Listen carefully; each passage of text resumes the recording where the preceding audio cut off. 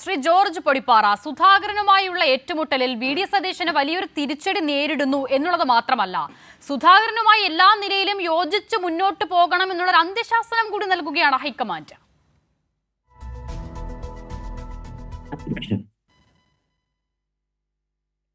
അന്ത്യശാസനം എന്നൊക്കെ പറയുന്നത് താങ്കളുടെ ഭാഷയായിരിക്കാം, അല്ലെങ്കിൽ അതൊരു CPM ഭാഷ മാത്രമാണ്.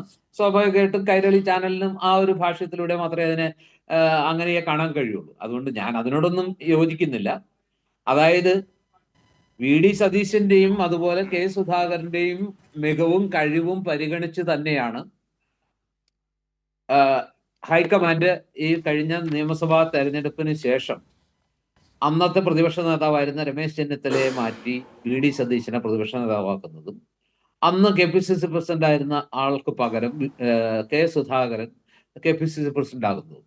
അപ്പോൾ ഒരു പുതിയ ശൈലിയും പുതിയൊരു ഭാവവും പുതിയ ഒരു പ്രവർത്തന രീതിയും കേരളത്തിലെ പാർട്ടിക്ക് വേണം. അന്ന് വരെ ഈ കേരളത്തിലെ കോൺഗ്രസ് പാർട്ടി അനുവർത്തിച്ചിരുന്ന ആ ഒരു നയസമീപനങ്ങളല്ല, ആ രീതിയിലുള്ള വളരെ മിതവാദപരമായിട്ടുള്ള അല്ലെങ്കിൽ കുറെ കൂടി മോഡറേറ്റ് ആയിട്ടുള്ള ഒരു പൊളിറ്റിക്സിന്റെ സ്ഥാനത്ത് കുറച്ചുകൂടി അഗ്രസീവ് ആയിട്ടുള്ള, കുറച്ചുകൂടി ഡൈനാമിക് ആയിട്ടുള്ള, വൈബ്രന്റ് ആയിട്ടുള്ള ഒരു പൊളിറ്റിക്സ് വേണം കോൺഗ്രസിന്. ഇനി ആ ഒരു സ്റ്റൈൽ വേണം, ആ രീതിയിലുള്ള ഒരു നേതൃത്വം വേണം എന്ന് പാർട്ടി ഹൈക്കമാൻഡ് ചിന്തിച്ചുകൊണ്ടാണല്ലോ ഇവർ രണ്ടുപേരും ഈ ഭാരവാഹിത്വത്തിലേക്ക് വന്നത്. അതെ, പക്ഷേ അഗ്രസീവായിട്ടുള്ള നേതൃത്വം പരസ്പരം തമ്മിലടിക്കുമെന്ന് ഹൈക്കമാൻഡ് ആലോചിച്ചിട്ടുണ്ടാകില്ലല്ലോ. ഇപ്പോൾ അതല്ലേ നടക്കുന്നത്.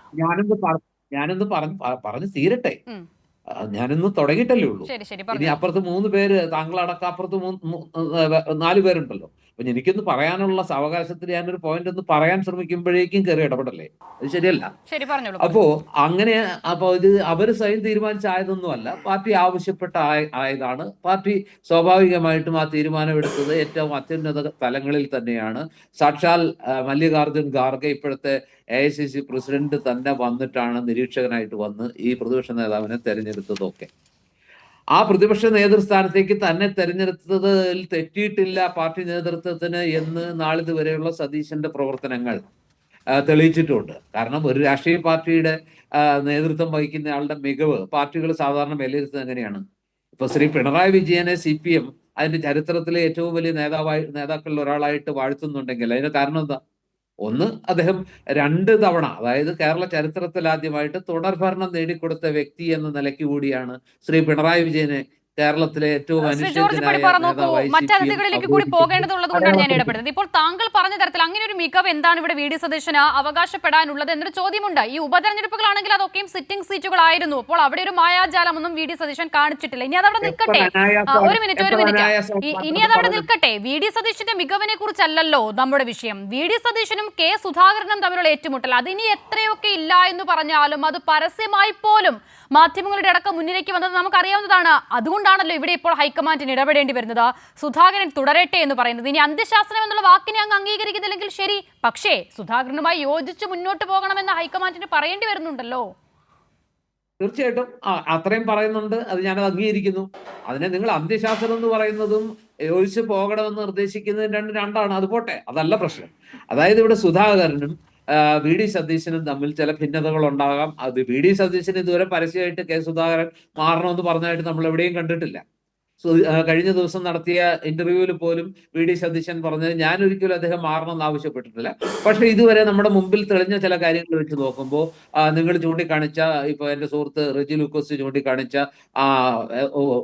എന്താ പറയാ, തൃക്കാക്കര തെരഞ്ഞെടുപ്പിന് ശേഷവും അതുപോലെ തന്നെ പുതുപ്പള്ളി തെരഞ്ഞെടുപ്പിന് ശേഷവും ഒക്കെയുള്ള അവരുടെ പത്രസമ്മേളനങ്ങളിൽ കണ്ട ചില കാഴ്ചകളൊക്കെ വെച്ചിട്ട് അവർ തമ്മിൽ ചില അഭിപ്രായ വ്യത്യാസങ്ങളുണ്ട് എന്ന് സ്ഥാപിക്കാൻ ആവശ്യമായ ചില പ്രകടമായ കാര്യങ്ങൾ നമ്മുടെ മുമ്പിൽ ഉണ്ട്. അതൊന്നും ഞാൻ നിഷേധിക്കുന്നൊന്നുമില്ല. അവർ തമ്മിൽ ഒരു അഭിപ്രായ വ്യത്യാസം ഇല്ലാന്നും അവർ തമ്മിൽ ഒരു ആശയ ഭിന്നതയില്ലാന്നൊന്നും പറയാൻ ഞാൻ ആളല്ല, അതിന്റെ ആവശ്യമില്ല. ഇതൊരു ജനാധിപത്യ പാർട്ടിയാണ്. സ്വാഭാവികമായിട്ടും 2 പ്രവർത്തന ശൈലിയുടെ ഉടമകളാണ്. K സുധാകരൻ അദ്ദേഹത്തിൻ്റെതായ പഴയ കാലത്ത് മുതൽ അദ്ദേഹം അനുവർത്തിക്കുന്ന വളരെ അഗ്രസീവ് ആയിട്ടുള്ള ഒരു സ്റ്റൈലുണ്ട്. ഞാനൊരു ആനുഷംഗികമായിട്ട് ഒരു കാര്യം കൂടി ചൂണ്ടിക്കാണിച്ചോട്ടെ.